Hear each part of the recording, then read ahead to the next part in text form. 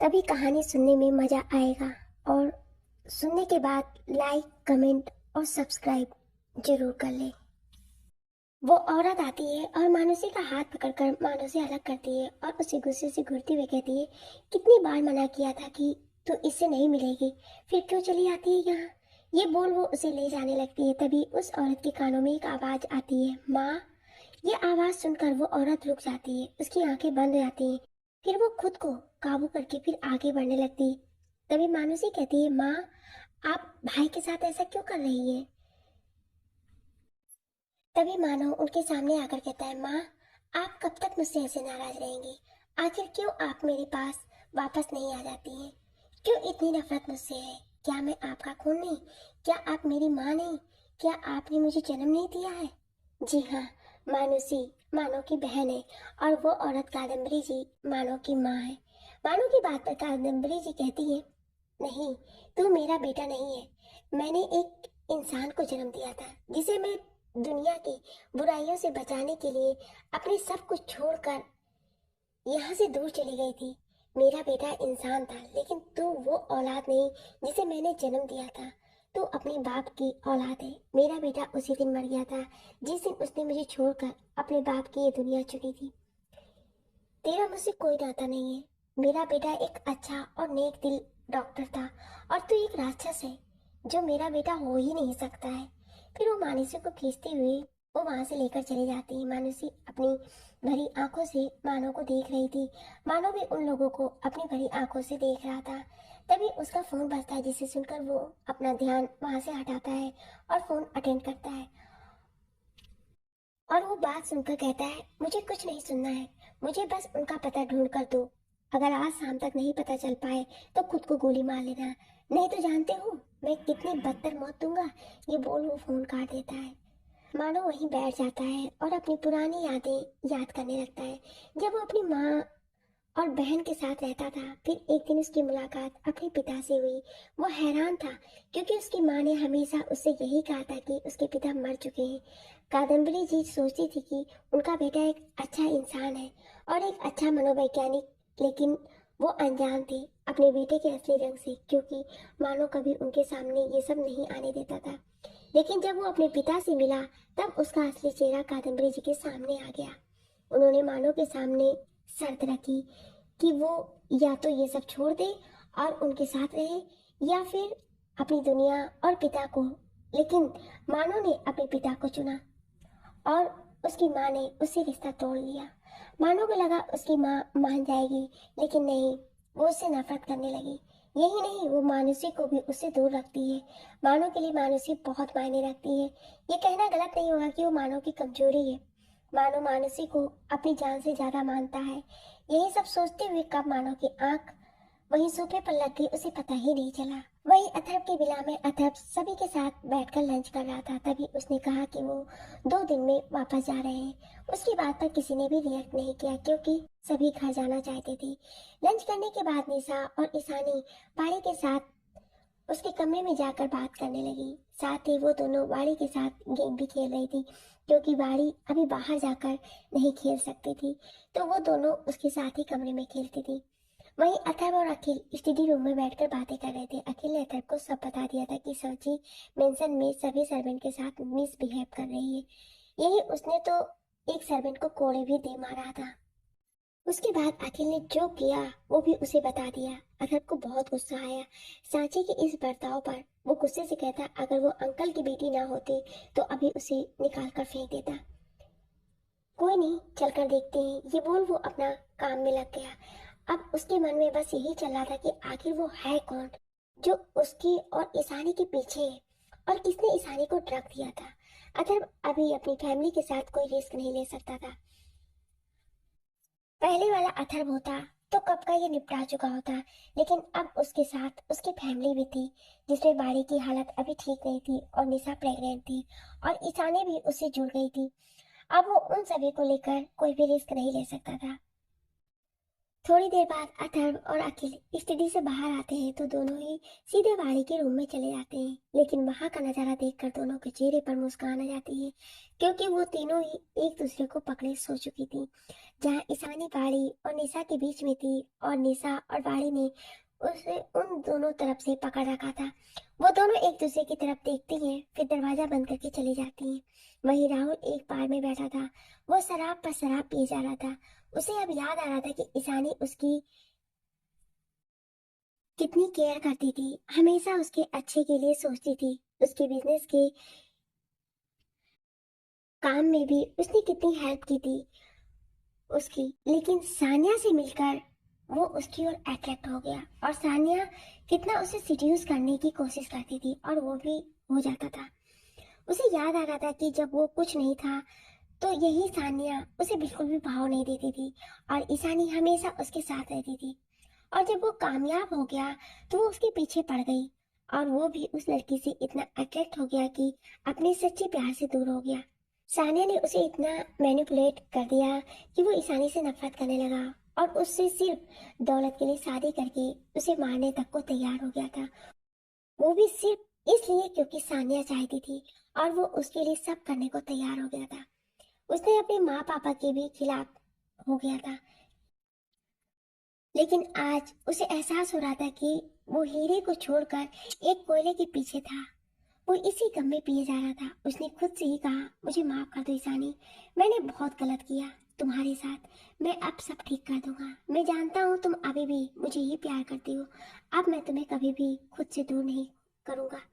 वो शराब पर शराब पिए जा रहा था और बाहर की ओर निकल कर जाता है।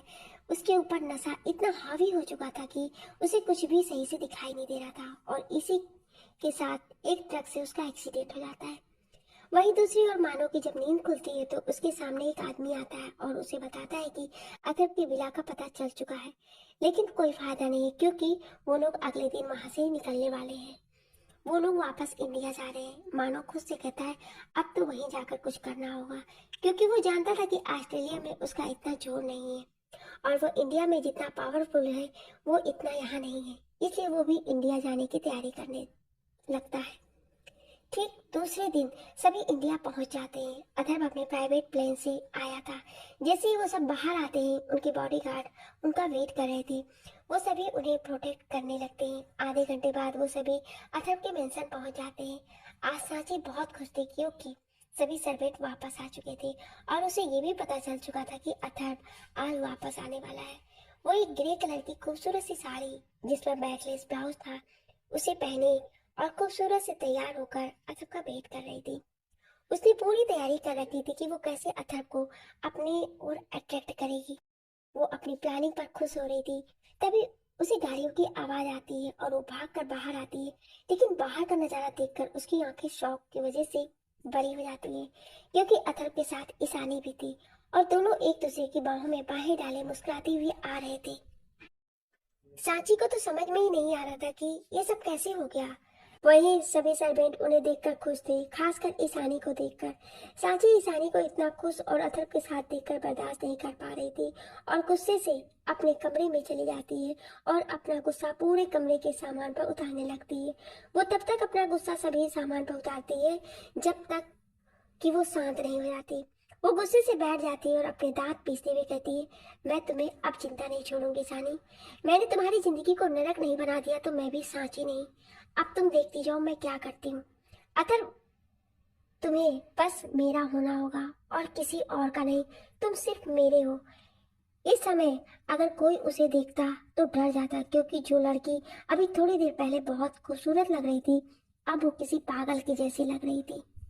ऐसे ही दिन निकल जाता है। सभी बहुत थके थे इसलिए वो सभी आराम कर रहे थे। अथर्व अपने स्टडी में बैठा काम कर रहा था। वो वीडियो कॉल पर एक मीटिंग अटेंड कर रहा था। अखिल इस समय निशा के साथ था क्योंकि उसे सफर की वजह से थकान हो गई थी और उसकी तबीयत भी कुछ ठीक नहीं थी। इसलिए अथर्व चाहता था कि अखिल अपना ज्यादा टाइम निशा को दे। वैसे ही उसकी वजह से अखिल निशा से इतने समय तक दूर था। अब जब दोनों साथ आए हैं तो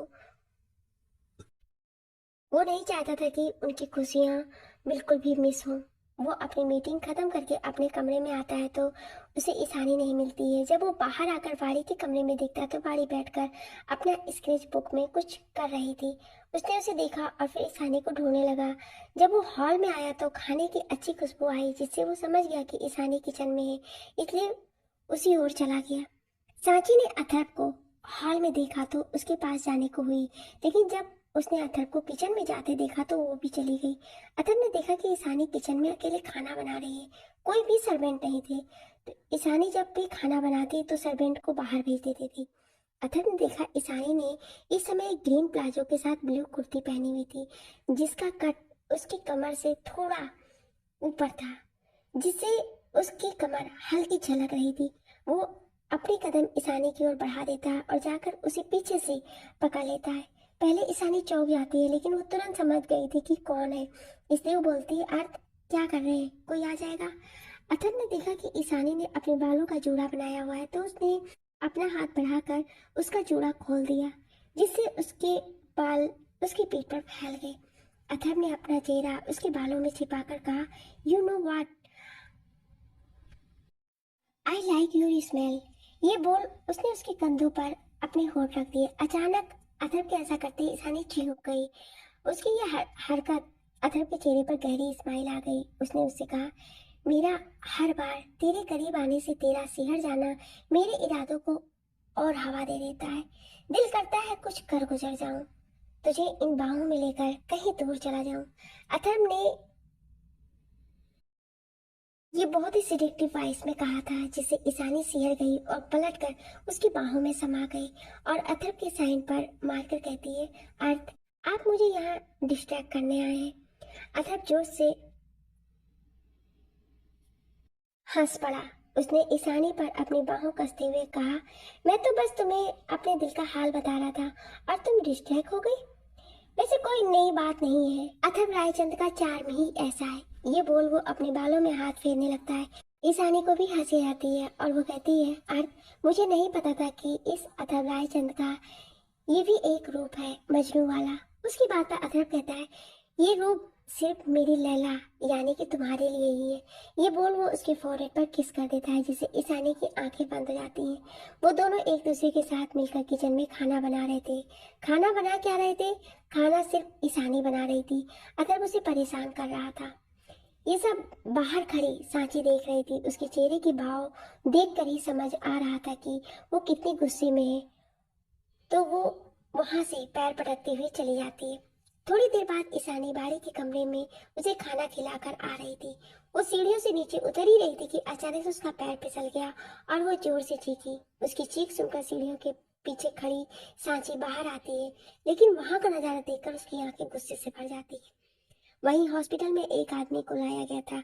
उसकी कंडीशन बहुत ही क्रिटिकल थी। उसका बहुत ही बुरा एक्सीडेंट हुआ था। ये कोई और नहीं बल्कि राहुल था। एक डॉक्टर ने उसे अटेंड किया। उन्होंने अपनी पूरी कोशिश की, लेकिन उसकी कंडीशन बहुत ही खराब थी। उसने जब देखा कि ये केस उससे नहीं होगा तो उसने जल्दी से सीनियर डॉक्टर को बुलाने को कहा, लेकिन कोई भी फ्री नहीं था। तभी उसने कहा कि डॉक्टर ईशानी को कांटेक्ट करो जल्दी, अब वो ही कुछ कर सकती है। ये बोलकर वो राहुल को देखने लगते हैं। मानो भी वापस आ चुका था, लेकिन उसे नहीं पता था कि कोई और भी उसके पीछे आया है। वो कोई और नहीं बल्कि मानुषी थी, जो अपने कॉलेज की ट्रिप का बहाना बनाकर बिना किसी को बताए इंडिया आ चुकी थी। लेकिन यहाँ आते ही उसके साथ हादसा हो गया, जिसमें उसका मोबाइल और सारा सामान चोरी हो गया। अब उसके पास खाने को भी पैसे नहीं थे और उसे किसी का नंबर भी याद नहीं था कि वो किसी को कांटेक्ट कर सके। एक बस स्टैंड पर बैठी थी। उसे बहुत जोरों की भूख लगी थी, लेकिन उसे कुछ समझ नहीं आ रहा था कि वो क्या करे। वो पहली बार अकेली कहीं आई थी और इंडिया में उसे कुछ भी नहीं पता था। उसका बचपन ऑस्ट्रेलिया में ही बीता था, इसलिए वो इंडिया के बारे में कुछ भी नहीं जानती थी। मानुषी वहीं बस स्टॉप पर बैठी हुई परेशान थी कि वहां से गुजरते हुए लफंगों की नजर उस पर पड़ी। मानुषी ने एक क्रॉप टॉप और जीन्स पहन रखी थी। उसके कंधे तक के बाल खुले थे। मानुषी बहुत ही सुंदर थी और मासूम भी। उसका चेहरा बहुत क्यूट था। वो लड़के उसे लस्ट भरी नजरों से देख रहे थे। मानुषी की नजर जब उन पर पड़ती है तो वो डर जाती है। वो लड़के जाकर उसे घेर लेते हैं। सांची गुस्से से अपनी मुट्ठियां कसे खड़ी सामने का नजारा देख रही थी, जहाँ अथर्व ईशानी को अपनी बाहों में थामे खड़ा था। हुआ ये था कि सांची ने सीढ़ियों पर ऑयल गिरा दिया था और वो ईशानी के आने का इंतजार कर रही थी। ईशानी जब बाड़ी के कमरे से बाहर आ रही थी, तभी उसका पैर ऑयल पर पड़ा और उसकी वजह से ईशानी गिरने को हुई। लेकिन ठीक समय पर अथर्व, जो उसी के पास आ रहा था, उसने उसे संभाल लिया और इस समय वो उसे अपनी बाहों में संभाले खड़ा था। जितना ईशानी डरी हुई थी उससे ज्यादा अथर्व डरा हुआ था। उसने ईशानी के चेहरे को अपने हाथों में भरा और उसके पूरे चेहरे को देखते हुए बोला, ईशु तुम ठीक तो हो ना? उसकी बात पर ईशानी हाँ में सिर हिला देती है। अथर्व की नजर अब सीढ़ियों पर पड़ती है और वो गुस्से से चिल्लाते हुए सर्वेंट्स को बुलाता है और उन पर गुस्सा करते हुए कहता है, ध्यान कहाँ रहता है तुम सबका यहाँ ऑयल कैसे गिरा? उसकी बात सुनकर सभी डर जाते हैं। ईशानी उसे शांत करते हुए कहती है, अर्थ शांत हो जाइए, कुछ नहीं हुआ, सब ठीक है। फिर वो सर्वेंट से कहती है, आप सभी जाइए और यहाँ साफ कर दीजिए और ध्यान दीजिए रखिएगा, आगे ठीक है। उसके कहते ही सभी चले जाते हैं। ईशानी का यही नेचर वहां के सर्वेंट्स को बहुत अच्छा लगता था।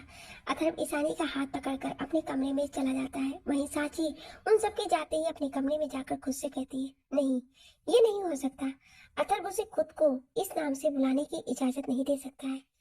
ऐसा कैसे हो गया? ये बोलते हुए वो याद करने लगती है, एक बार जब उसने अथर्व को अर्थ कहा था तो अथर्व ने उस पर इतनी बुरी तरह से गुस्सा किया था कि वो आज तक उससे डरती है और फिर कभी उसे अर्थ कहकर बुलाने की हिम्मत भी नहीं हुई। लेकिन ईशानी के मुंह से अर्थ सुनकर कोई रिएक्ट नहीं किया। साची ने खुद से कहा, नहीं, वो उसकी जिंदगी में इतना अहमियत नहीं रख सकती है, नहीं नहीं।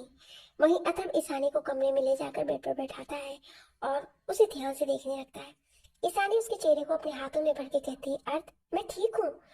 अथर्व उसे अपने सीने से लगा लेता है। दोनों सुकून से एक दूसरे के सीने से लगे थे कि ईशानी का फोन बजता है। ईशानी उठाती है और कुछ बात करके कहती है, मैं अभी आती हूँ।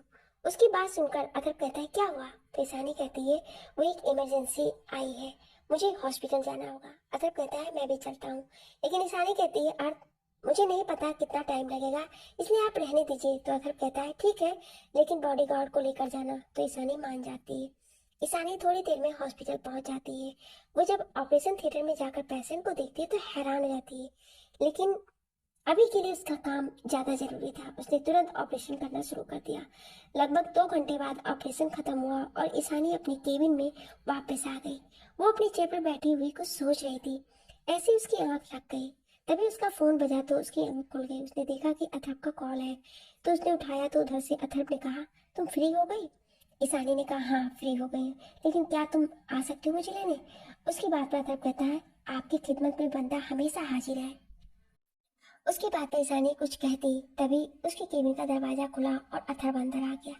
अथर्व को अपने सामने देखकर ईशानी खुश हो गई और जाकर उसके गले लग गई। अथर्व ने कहा, परेशान हो? ईशानी उसकी ओर देखकर कहती है, तुम्हें कैसे पता चला? उसकी बात पर अथर्व कहता है, मेरा दिल। उसकी बात पर ईशानी कहती है, परेशान नहीं हूँ बस। अथर्व कहता है, क्या हुआ? तो ईशानी उसे बताती है कि राहुल का एक्सीडेंट हो गया है और उसी का ऑपरेशन था। अथर्व कहता है, कुछ प्रॉब्लम नहीं है ना? तो ईशानी कहती है, मुझे उससे कोई लेना देना नहीं है, लेकिन उसके पास कोई नहीं है, ये बात मुझे अजीब लगी। खैर छोड़िए, मुझे घर चलना है। अथर्व भी आगे कुछ नहीं पूछता है और उसे लेकर निकल जाता है। वो दोनों कार में थे। अथर्व ड्राइव कर रहा था और ईशानी उसकी एक बाह को पकड़े उसके कंधे पर सर रखे बैठी हुई थी। तभी उन्हें कोई भागते हुए दिखाई देता है और एक लड़की भागती हुई आती है। अथर्व की कार के सामने गिर जाती है। अथर्व कार रोकता है तो दोनों बाहर आते हैं। ईशानी देखती है एक लड़की जिसके कपड़े थोड़े फटे थे, वो गिरी हुई थी। वो जाकर उसे उठाती है और वो लड़की डर के कहती है, प्लीज हेल्प मी। वो दोनों कुछ समझते उसके पहले ही कुछ लड़के जो नशे में लग रहे थे वो भागते हुए आते हैं। वो सभी जब उस लड़की के साथ ईशानी को देखते हैं तो एक दूसरे से कहते हैं, यार आज तो मजा ही आ गया, एक के साथ दो। वो लड़की कहती है, प्लीज मुझे बचा लीजिए। वो लड़के उसके करीब आते तभी उन सभी को अथर्व दिखता है। उसे देख कर डर कर वो सभी भाग जाते हैं। ईशानी जब उस लड़की की ओर देखती है तो बेहोश हो चुकी थी। ईशानी और अथर्व उसे गाड़ी की बैक सीट पर लिटाते हैं और कार आगे बढ़ा देते हैं। वो लड़की कोई और नहीं बल्कि मानुसी थी जो उन गुंडों से बचकर भाग रही थी। अथर्व और ईशानी जब घर पहुंचते हैं तब तक मानुसी को थोड़ा होश आ चुका था। ईशानी उसे सहारा देकर घर में लाती है और एक कमरे में उसे लिटा देती है और आराम करने को कहती है। मानुसी उसकी ओर देखती है तो बोलती है, तुम चिंता मत करो, यहाँ तुम सेफ हो, अब तुम आराम करो, बाकी बातें सुबह होंगी। ये बोल वो उसे एक ड्रेस देती है जो उसका ही एक सूट होता है। मानुसी भी चेंज करके आराम करने लग जाती है। अगली सुबह सभी जब हॉल में आते हैं तो वहां का नजारा देखकर हैरान हो जाते हैं, क्योंकि हॉल में मानुसी नीचे गिरी हुई थी, अपने चेहरे पर अपना हाथ रखे हुए, और उसके सामने सांची खड़ी उससे घूर रही थी। लेकिन जब ईशानी ने मानुषी को ऐसे देखा तो वो भागकर उसके पास आकर कहती, क्या हुआ, तुम ऐसे? तभी उसकी नजर मानुषी के चेहरे पर उसे उंगलियों के निशान दिखते हैं। वो उसे देखकर कहती, ये तुम्हें किसने मारा? उसकी बात पर मानुषी ने सांची की ओर पॉइंट किया। ईशानी ने मानुषी को उठाकर सोफे पर बिठाया। फिर वो सांची की ओर मुड़कर कहती है, सांची जी, ये क्या हरकत है? आपने इस पर हाथ कैसे उठाया? उसकी बात पर सांची कहती, इस नौकरानी को अपनी औकात से बाहर जा रही थी, मैंने इसे इसकी औकात याद दिला दी। ईशानी ने कहा, तुम्हें किसने कहा कि ये नौकर है? और अगर इसकी जगह कोई नौकर भी होता तो तुम्हें ये हक किसने दिया कि तुम उस पर हाथ उठाओ? ईशानी की बात सुनकर सांची का गुस्सा बेकाबू हो गया। उसने ईशानी पर गुस्साती हुए कहा, ओ, तो तुम मुझे सिखाओगे इससे कैसे बिहेव करना है? तुम हो कौन? तुम्हारी औकात क्या है जो तुम मुझसे सवाल कर सको? तुम तो 2 टके की डॉक्टर। तुम्हें तो मैं ये बोलकर वो उस पर हाथ उठाने ही वाली होती कि, लेकिन उसका हाथ हवा में ही रुक जाता है। जब सांची देखती है तो उसका हाथ अथर्व ने पकड़ रखा था। अथर्व को इस वक्त देखकर सांची का हलक डर से सूख गया। अथर्व ने उसका हाथ इतनी जोर से झटका कि वो नीचे गिर गई। अथर्व ने गुस्से से उस पर गरजते हुए कहा, तुम्हारी हिम्मत कैसी हुई मेरी ईसु के साथ बदतमीजी करने की? और तुम होते कौन हो उससे ऐसे बात करने की? औकात की बात कर रही थी ना तुम? तो सुनो, ये सब कुछ जो मेरा है वो सब कुछ ईशानी का है। वो इस घर की मालकिन है। उसकी जितनी औकात है ना, उसके आगे तुम कुछ भी नहीं हो। आइंदा से उससे बात करते समय इस बात का ध्यान रखना कि तुम ईशानी के घर में एक मेहमान हो और वो जब चाहे तुम्हें इस घर से धक्के मारकर निकाल सकती है। समझी तुम? और तुमने इस बच्ची को कैसे मारा? जैसे तुम मेहमान हो वो भी मेहमान है। अगर आइंदा से ऐसा कुछ भी किया तो मुझसे बुरा कोई नहीं होगा। सांची गुस्से से कहती, अर्थ, मेरे साथ ऐसा कैसे कर सकते हो? उसके इतना कहते ही अथर्व के गुस्से से आवाज आई, चुप!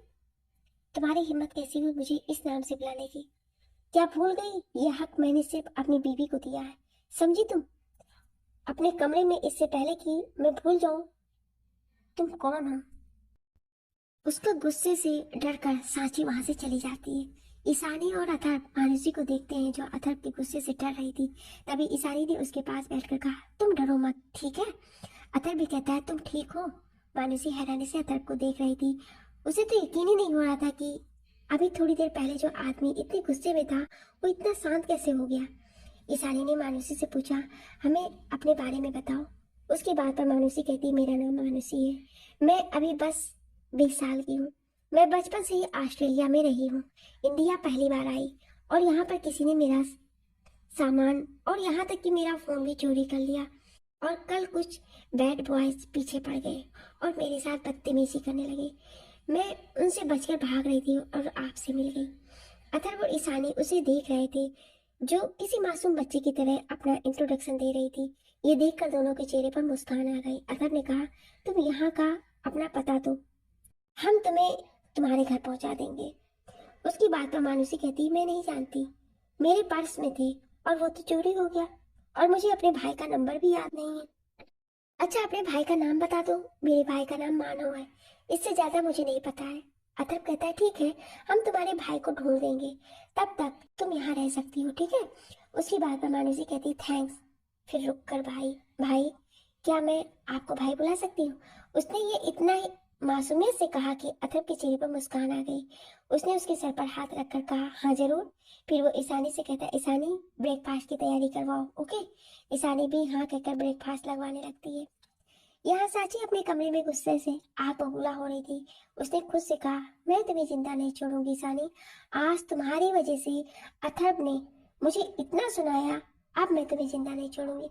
अब तुम देखती जाओ। ये बोलकर वो किसी को फोन करती है और कुछ इंस्ट्रक्शन देती है, फिर खुद से कहती है, अब तुम देखती जाओ ईशानी, मैं तुम्हारा क्या हाल करती हूँ। ये बोल वो शैतानी मुस्कान लिए अपनी बेड पर लेट जाती है। सभी नाश्ता करते हैं और अपने अपने काम पर चले जाते हैं। कमरे में निशा और वाणी साथ में थी क्योंकि अखिल की इम्पोर्टेंट मीटिंग थी जिसमें अखिल का जाना जरूरी था। लेकिन जाने से पहले उसने घर के सभी सर्वेंट को कड़ी हिदायतें रखी थी कि वो सभी निशा और वाणी का पूरा ख्याल रखेंगे। अथर्व ने सबसे पहले ईशानी को उसके हॉस्पिटल ड्रॉप किया। उसके बाद वो अपने काम पर चला गया।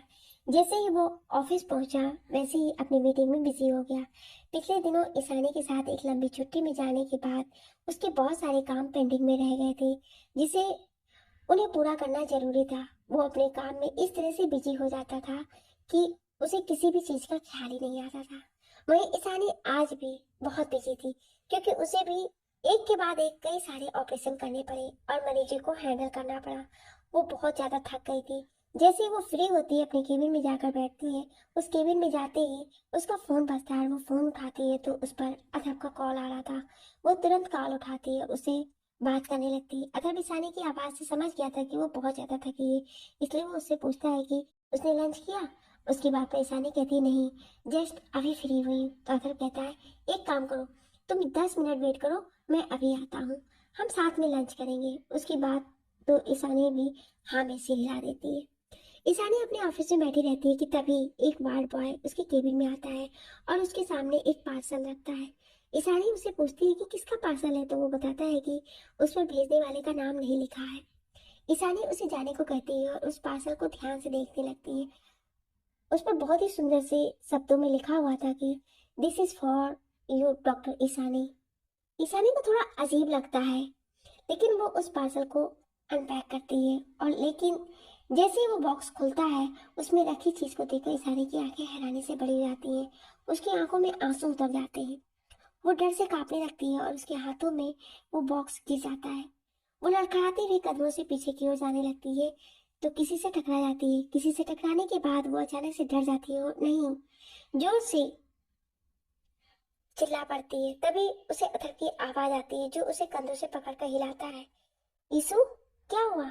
क्यों इतनी पैनिक क्यों कर रही हो? रो क्यों रही हो? क्या हुआ बताओ तो, मैं यही हूँ। ईशानी जब अथर्व को देखती है तो उसकी बाहों में समा जाती है और जोर जोर से रोने लगती है। अथर्व को समझ में नहीं आता है कि अचानक से ईशानी को क्या हो गया, इसलिए वो उसके चेहरे पर आंसुओं को साफ करता है और उसे उसके चेहरे पर बिठाकर पानी पिलाता है। ईशानी अभी भी डर रही थी, इसलिए अथर्व उसके चेहरे को अपने हाथों में भरता है और पूछता है क्या हुआ ईशु, बताओ तो। ईशानी अपने कांपते हाथों से उस पार्सल बॉक्स की तरफ इशारा करती है।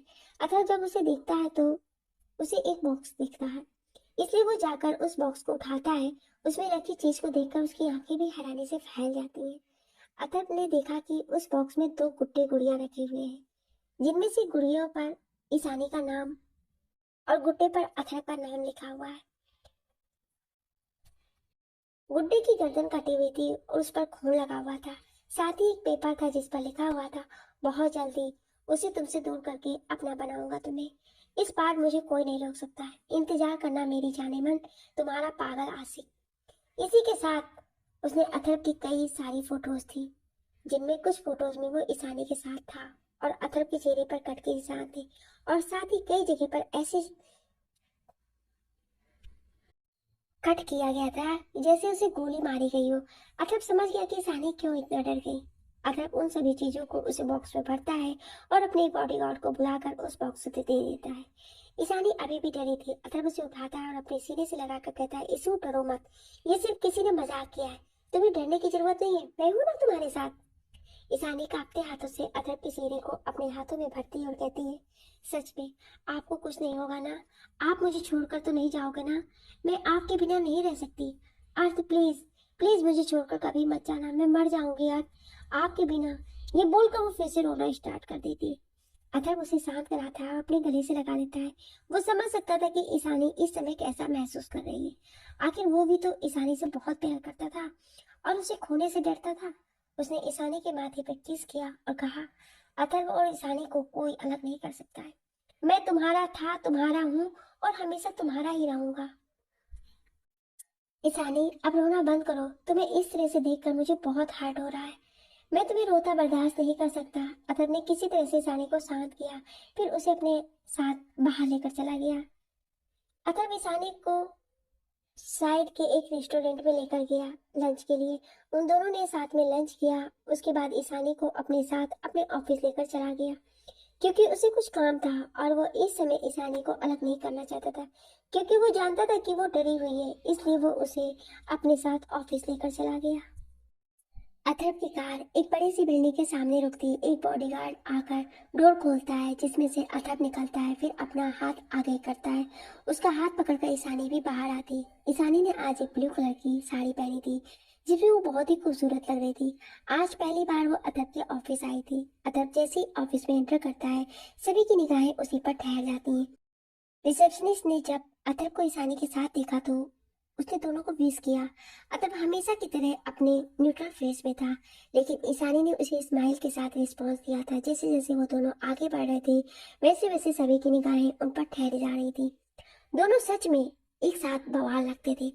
अथर्व ईशानी को अपनी पर्सनल लिफ्ट से अपने केबिन में लेकर चला गया। उनके जाने के बाद सभी उनकी जोड़ी को और ईशानी की खूबसूरती की तरफ तारीफ कर रहे थे। अथर्व की लिफ्ट 22वें फ्लोर पर रुकती है। उसने अभी तक ईशानी का हाथ पकड़ रखा था। जैसे ही ईशानी अथर्व के साथ उसके केबिन में पहुंचती है तो देखकर हैरान हो जाती है, क्योंकि अथर्व का केबिन बहुत ही खूबसूरत था। वो पूरा ऑफिस ग्रे और व्हाइट में था। वो सब कुछ बहुत ही सलीके से रखा हुआ था। केबिन एक साइड वॉल पूरी तरह से ट्रांसपेरेंट थी जिससे पूरा शहर देखा जा सकता था। ईशानी की नजर उसके डेस्क के पीछे लगी फोटो पर गई, जिसे देखकर वो हैरान हो गई। वहां पर 3 फोटोज का कोलाज बना था, जिसमें राइट साइड में अथर्व था जिसके हाथ में उसके नंबर 1 बिजनेसमैन का अवार्ड था। लेफ्ट साइड में ईशानी का, जब उसे बेस्ट हार्ट सर्जन का अवार्ड मिला था। बीच में उन दोनों के साथ में थी उनके रिसेप्शन की फोटो थी, जिसमें दोनों एक दूसरे को पकड़े, एक दूसरे की बाहों में बाहें डाले, एक दूसरे की आंखों में खोए हुए हैं। वो तस्वीर बहुत ही अच्छी लग रही थी। ईशानी ने अथर्व को देखकर कहा, ये फोटो? अथर्व कहता है, क्यों, अच्छी नहीं लग रही है? ईशानी कुछ नहीं कहती है। तभी वो अथर्व से कहती है कि उसे फ्रेश होने जाना है।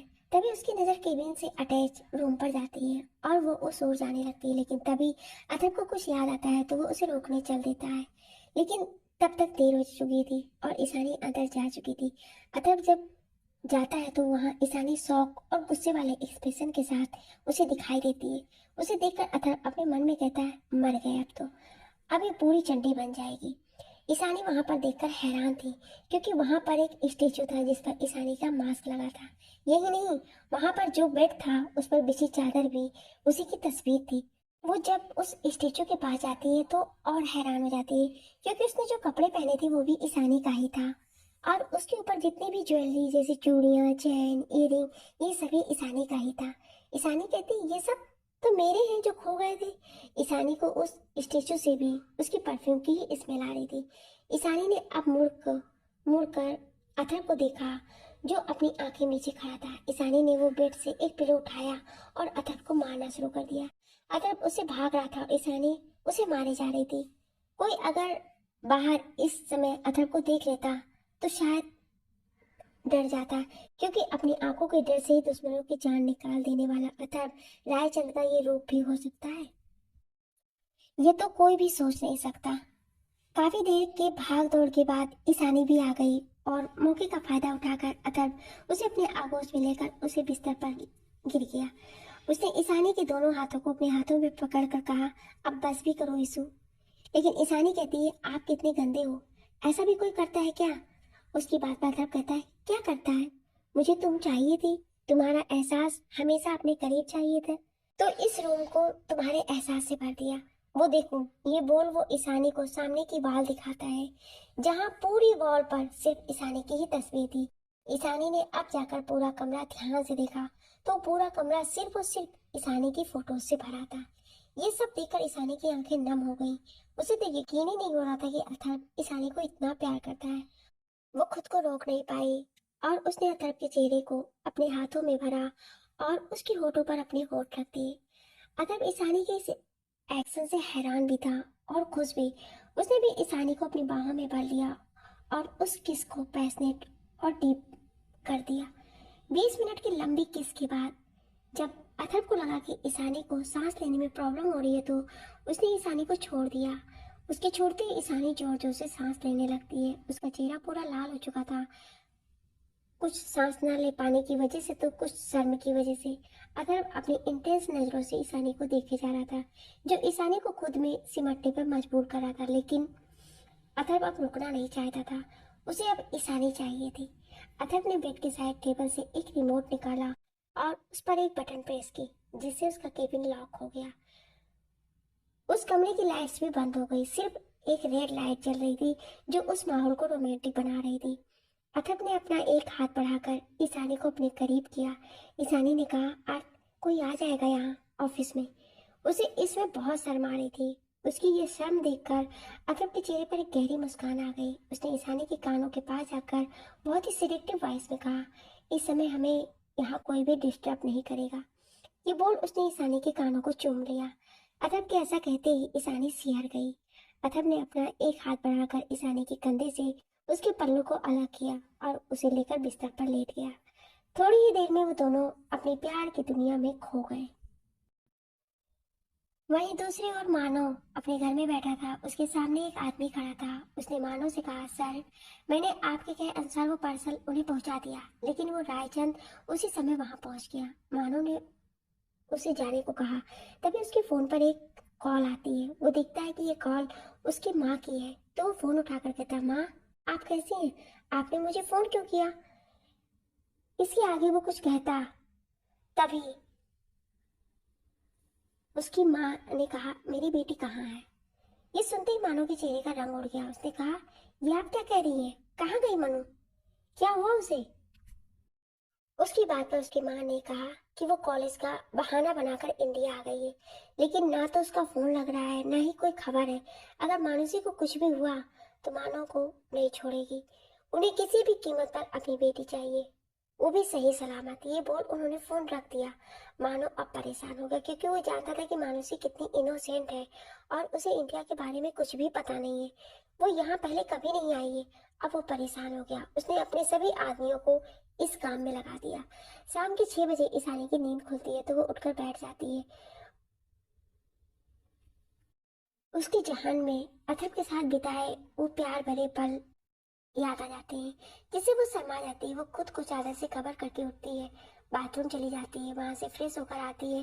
इस समय उसने अथर्व की एक ब्लैक कलर की शर्ट पहन रखी थी। अब वो अथर्व को ढूंढने लगती है तो अथर्व उसे अपने केबिन में चेयर पर बैठे हुए काम करते हुए दिखता है।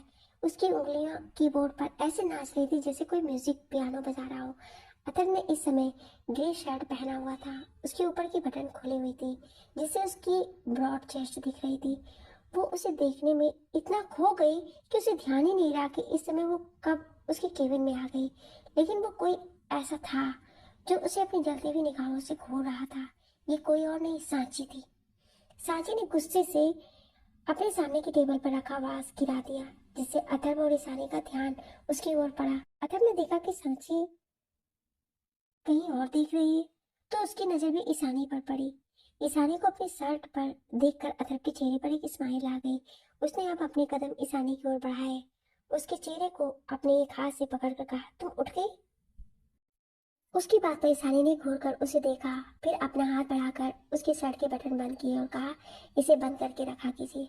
अतः समझ गया कि ईशानी का उसे इस तरह से सांची के सामने आना अच्छा नहीं लगा। उसे ईशानी की ये साइड बहुत अच्छी लगी। ईशानी ने जब अपना हाथ अतः की शर्ट के बटन को लगाने को उठाया था तो सांची ने उसके कंधे और गले पर निशान देख लिया था, जिससे उसकी मुट्ठियां कस गई थी। तो वो वहां से बाहर चली गई, लेकिन उन दोनों ने उस पर ध्यान नहीं दिया। सांची गुस्से से बाहर आती है, तभी उसकी निगाह एक जगह पड़ती है। उसके चेहरे पर एक डेविल स्माइल आ जाती है। केबिन में ईशानी ने अथर्व के सारे बटन्स को लगा दिए और उसकी कॉलर को पकड़ कर कहा, आज के बाद ऐसे किसी के सामने नहीं जाना, समझे? आपको इस तरह से देखने का हक सिर्फ मुझे है। अथर्व को ईशानी का रूप बहुत ही पसंद आया था। उसने अपने हाथ बढ़ाकर ईशानी को कमर को पकड़कर खुद से लगा लिया और कहा, जिस तरह मुझे ऐसे देखने का हक तुम्हें, वैसे ही तुम्हें भर के प्यार करने का हक मुझे है। उसकी बात में ईशानी शर्मा जाती है और उसके सीने से लग जाती है। अथर्व भी उसे अपनी बाहों में कस लेता है। वो दोनों एक दूसरे की बाहों में सुकून से लगे हुए थे कि तभी अथर्व की केबिन का डोर नॉक होता है। अथर्व को बिल्कुल भी पसंद नहीं आता है कि तो ईशानी कहती है, मैं अंदर जाती हूँ, तुम देख लो। ये बोलकर वो चली जाती है। अथर्व कम इन कहता है तो एक पियोन ट्रॉली लेकर आता है। अथर्व उसे देखकर जाने को कहता है तो वो ट्रॉली वहीं छोड़कर चला जाता है। उस ट्रॉली में ईशानी के लिए खाना और एक कपड़े का सेट था। अथर को कपड़ों का सेट लेकर ईशानी के पास जाता है। ईशानी उसे देखकर कहती है क्या हुआ? तो अथर उसे वो कपड़ों का सेट देकर कहता है तुम चेंज कर लो, फिर कुछ खा लो, हमें घर निकलना है। ईशानी भी हाँ में सर हिलाती है। फिर चेंज करके ईशानी ने कुछ खाया और दोनों घर के लिए निकल गए। वहीं मानो ने अपना पूरा जोर लगा दिया था अपनी बहन को ढूंढने में। उसके सामने एक आदमी आता है जो उसे देखकर कहता है सर हमें कुछ पता चला है। मानो उसे बोलने को कहता है तो वो आदमी कहता है सर आपकी बहन 2 दिन पहले यहाँ आई थी, लेकिन एयरपोर्ट के बाहर आते ही एक चोर ने उनका सामान, पर्स और मोबाइल सब चोरी कर लिया। उसके बाद वो काफी जगह भटकती रही और उनके पीछे कुछ गुंडे पड़ गए। उसके बाद वो कहा ये नहीं पता कहाँ है। मानो ने जैसे ये सुना उसका दिल पूरी तरह से कांप गया। उसे अपनी बहन की बहुत फिक्र हो रही थी। वो जानता था कि एक अकेली लड़की के साथ क्या हो सकता है। आज पहली बार उसे डर लग रहा था अपनी बहन के लिए। क्या अनोखी बात है, मानो जैसा दरिंदा जिसने ना जाने कितनी ही लड़कियों को अपनी हवस का शिकार बनाया, वो आज अपनी बहन के लिए डर रहा है। ना जाने कितनी ही लड़कियों की आबरू उसने लूटी है और आज जब बात उसकी बहन की है तो वो डर रहा है। सही कहा किसी ने, डर तब समझ नहीं आता है जब तक वो अपना ना हो। इसे ही कर्म कहते हैं। मानो ने अपने आदमियों को उस चोर और उन लड़कों को ढूंढने में लगा दिया। वो खुद भी अपनी बहन को ढूंढने लग गया। वहीं ईशानी और अथर गाड़ी में थे। ईशानी को शांत थी। अथर को लगा शायद वो फिर उस पार्सल के बारे में तो नहीं सोच रही है, इसलिए उसने उससे पूछा तो ईशानी ने उसे बताया कि उसके हॉस्पिटल में राहुल एडमिट हुआ है। उसकी हालत बहुत खराब है और उसने ही उसका ऑपरेशन किया। ईशानी ने आगे बताया कि पहली बार मुझे किसी का ऑपरेशन करते समय अजीब सा महसूस हुआ। मैंने आज तक कितने ही लोगों की जान बचाई है लेकिन कभी पीछे नहीं हटी, लेकिन पहली बार मुझे इनकार करने का मन हुआ। मेरा मन कर रहा था कि वो ना बचे। अथर्व उसकी बात सुनकर समझ गया कि ईशानी की राहुल के लिए नफरत उसके नेचर पर हावी हो रही है। वह ऐसा नहीं होने दे सकता था। आखिर उसका व्यक्तित्व ही तो उसकी पहचान थी। वो उसे बिगाड़ने नहीं दे सकता था। उसने ईशानी का हाथ पकड़कर गियर पर रखा और कहा नहीं ईशानी, तुमने कुछ भी गलत नहीं किया और कभी भी अपने पर्सनल प्रॉब्लम को अपनी प्रोफेशनल लाइफ में मत आने देना। तुम एक डॉक्टर हो जिसे भगवान का यही रूप माना जाता है, इसलिए कभी अपने आप को ऐसा मत होने देना जो गलत है, समझी? ईशानी उसकी बात पर उसके कंधे पर अपना सिर टिका दिया। अथर मुस्कुरा दिया और ड्राइविंग पर फोकस करने लगा। अथर की कार अपने मंजिल के सामने रुकती है। काफी देर से ईशानी ने कोई हरकत नहीं की थी, इसलिए अथर को लग रहा था कि शायद वो सो चुकी है। लेकिन जैसे ही वो ईशानी को जगाने के लिए उसे सीधा करता है, ईशानी एक और लुढ़क जाती है। अथर उसका चेहरा अपनी ओर करता है तो वो शॉक हो जाता है क्योंकि ईशानी बेहोश थी और उसके मुंह से झाग निकल रहा था। उसका चेहरा, उसके होंठ नीले हो चुके थे। अथर को समझ नहीं आया कि क्या हुआ। वो बार बार उसे उठाने की कोशिश कर रहा था। उसे इतना समझ आ गया था कि ईशानी को जहर दिया गया है। उसने तुरंत अपनी कार डबल स्पीड से हॉस्पिटल की ओर घुमा दी। वो बहुत ही स्पीड से कार चला रहा था। उसके सभी गार्ड्स उसके पीछे ही थे। अतर ने अपने फोन से अखिल को कॉल करके सब बता दिया और ये भी कि वो ईशानी को लेकर हॉस्पिटल जा रहा है। सब तैयारी हो जानी चाहिए। किसने दिया ईशानी को जहर और कैसे? क्या वो बच पाएगी? जानने के लिए सुनिए अगले भाग में। Thank you.